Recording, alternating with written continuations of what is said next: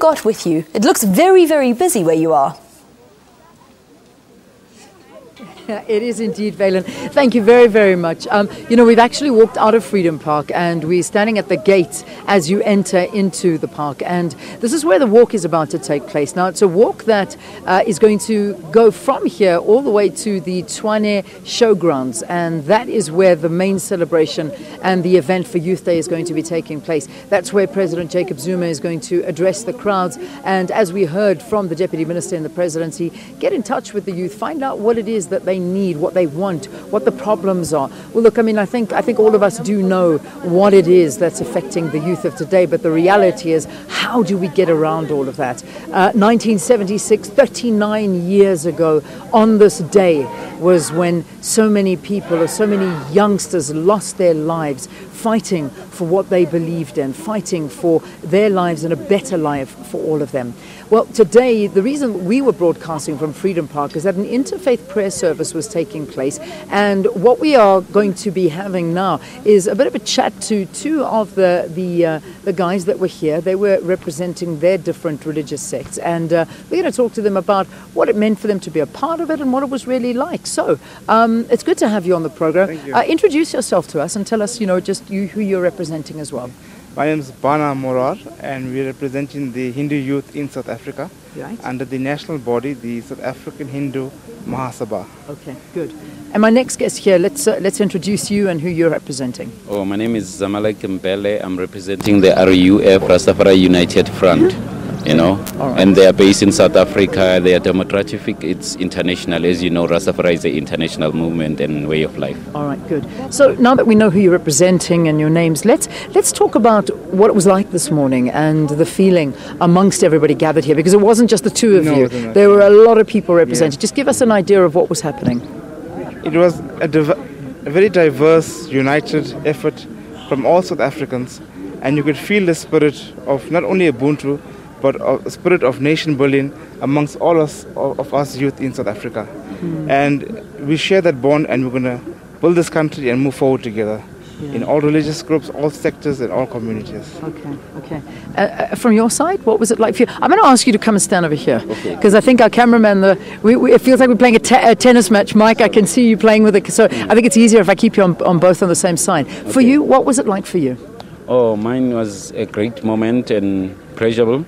But what I've realized is that most of the youth of South Africa are not focused much. They need to emanate the 1976 youth, what they have done in a greater force and a greater strength, in different manner, where they will have a greater impact in this life that we're having in social integration and development, that the projects that the president have already unleashed with the youth development presidential group, the tax team that will develop our social and coexistence, integration of each and everybody, social coexistence and social gap, where there's age gap, people not having the same kind of understanding with each other, and religious tolerance.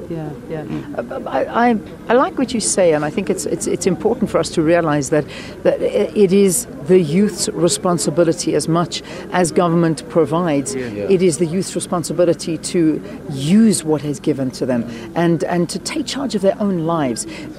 Being a part of the youth, do you find that in this day and age we're not doing that, and that the youngsters of today just expect everything to be handed to them and not working hard enough to achieve it? I don't believe that's true. Youth of today don't only want to be spoon-fed. They want to be part of the greater cause, part of the greater team, part of the greater spirit. And many youth that have this trouble or this challenge are from the grassroots levels in South Africa. And our community leaders and our government officials need to get in touch with the youth. And we see them here today all around us. And many of them are not in tune into the governmental programs. Many of them don't have any communication. Many of them are not aware of how government is structured. So that awareness needs to come from government side to involve the youth more in all the various aspects of the structure. Why do you think they're not aware of it? Do you think that there is not enough communication? Do you think that there's not enough education for the youth? I'm not talking school education, I'm talking education of what is available for them to better themselves. I think access is the greatest trouble. According to the research, most of the youth is coming from the rural areas. Most of them come from the township areas. Many of them don't have any access to an email address. Many of them don't have access to a website or internet. And that is, and you need, that's the core business of the country, for any youth to be involved in the mainstream of the economy. And access is a huge challenge.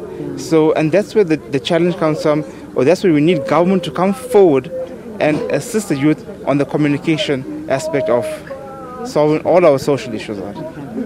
What about from your perspective? What would you like to see happening? I will agree with him with not having resources and our government not being able to reach out to the ground. But by all means, we can try to use the resources we already have, such as social network. As eventually, everybody have access of social network, Facebook, Twitters, so that we can negotiate, communicate in a manner, in a spider circle manner, where we'll be able to implement even our projects. So it's necessary we use whatever it's in us as a tool to beef up on what you want to beef up. Yeah, indeed. Well, you can see everybody gathering around us here with their different placards. I pledge to fight against sexism. I pledge to be an inspiration for our youth. I like that one. I really do. I pledge to support rural high school learners.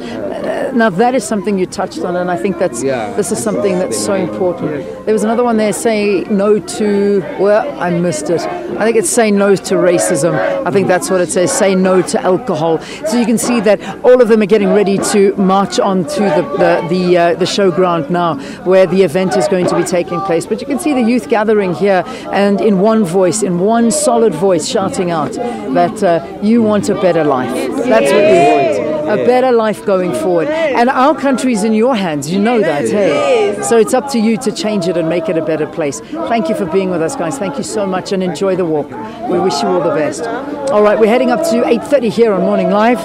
What are we looking at there? Are you going to be an inspiration? Okay, good. We're all going to be an inspiration. All right, let's get our news headlines quickly. We'll see you in a short while. Valen?